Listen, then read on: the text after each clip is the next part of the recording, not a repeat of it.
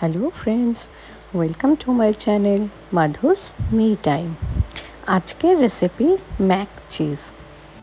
Mac cheese বানাতে গেলে আমাদের যেটা লাগবে সেটা হচ্ছে বাটার, তার সাথে লাগবে মোজারেলা চিজ আর চেডার চিজ, দু রকম চিজ লাগবে। আর তার সাথে আছে ময়দা, তাছাড়াও আছে দুধ, আর এটা আছে স্নেফড বলে।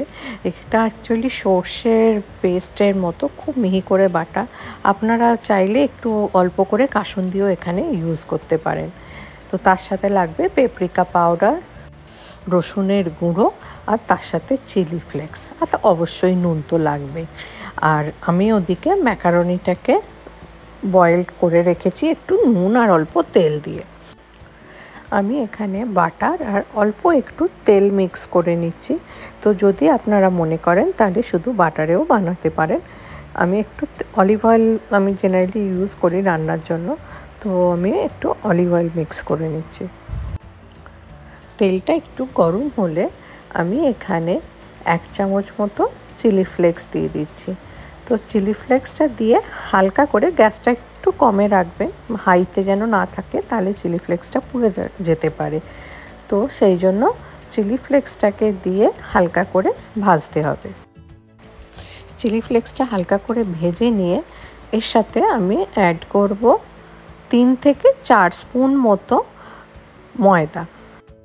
ময়দাটাকে দিয়ে মানে ভালো করে ওটাকে নাড়াতে হবে, মানে যাতে না ডালা পাকিয়ে যায় আর কি। তো ভালো করে ময়দাটাকে মাখাতে হবে ওই ঘি আর তেলের সাথে, আর গ্যাসটা একদম কমে রাখবেন।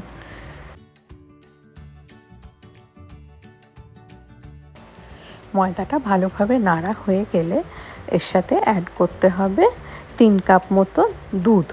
তো দুধটা 3 কাপ মতো প্রথমে দেবেন।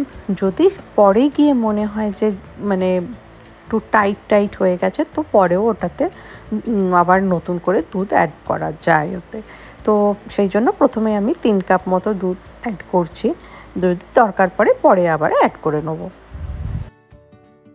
দুধটা দেওয়ার পরে ময়দাটার সাথে খুব ভালো করে দুধটাকে মিক্স হতে হবে। তো কন্টিনিউয়াসলি ওটাকে নেড়ে যেতে হবে, কারণ না হলে নিচেটা লেগে যেতে পারে 1 নম্বর, আর নয়তো ডালাও হয়ে যেতে পারে, ময়দা তো তাই।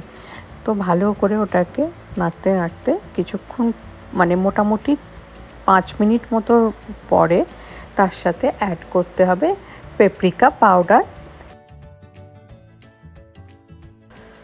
2 টিস্পুন মতো পেপরিকা পাউডার দিলাম। আর পেপরিকা পাউডারের সাথে দিলাম গার্লিক পাউডার 1 চামচ মতো।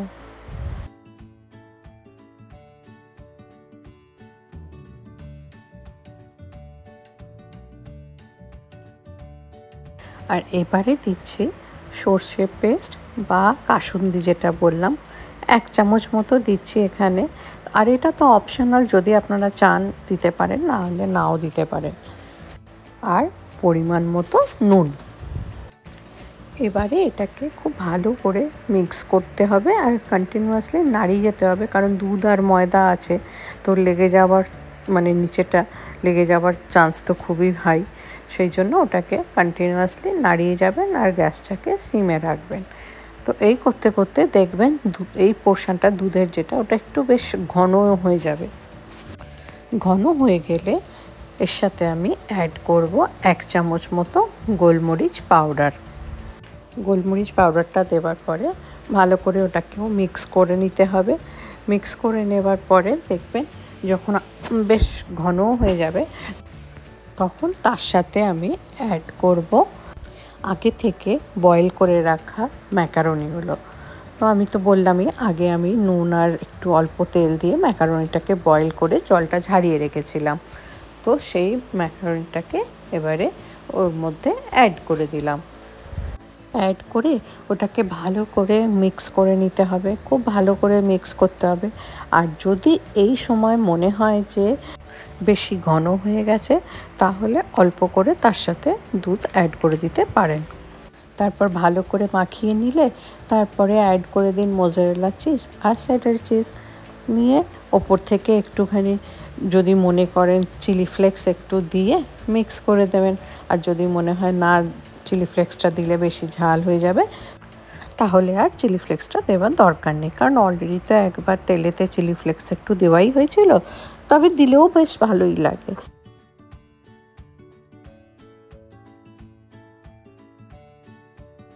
আর একটা কথা বলে রাখি, চিজটা দেওয়ার পরেও অনেক সময় এটা বেশ ঘন হয়ে যেতে পারে, ওই টাইট ব্যাপারটা এসে যেতে পারে। তো দুধটা যদি মনে হয় তখন না মিক্স করে, যদি চিজ দেওয়ার পরে আপনারা দুধ একটু অল্প মিক্স করতে চান তো করতে পারেন, কোনো অসুবিধা নেই সেটা।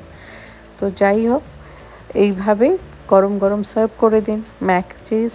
তো কেমন লাগলো আজকের এই রেসিপি অবশ্যই কিন্তু কমেন্ট করে জানাবেন। আর যদি ভালো লাগে লাইক, শেয়ার অ্যান্ড সাবস্ক্রাইব করতে যেন ভুলবেন না। তাহলে আজ এই পর্যন্তই, আবার দেখা হবে আরও একটা নতুন রেসিপি নিয়ে। ততক্ষণের জন্য বাই বাই।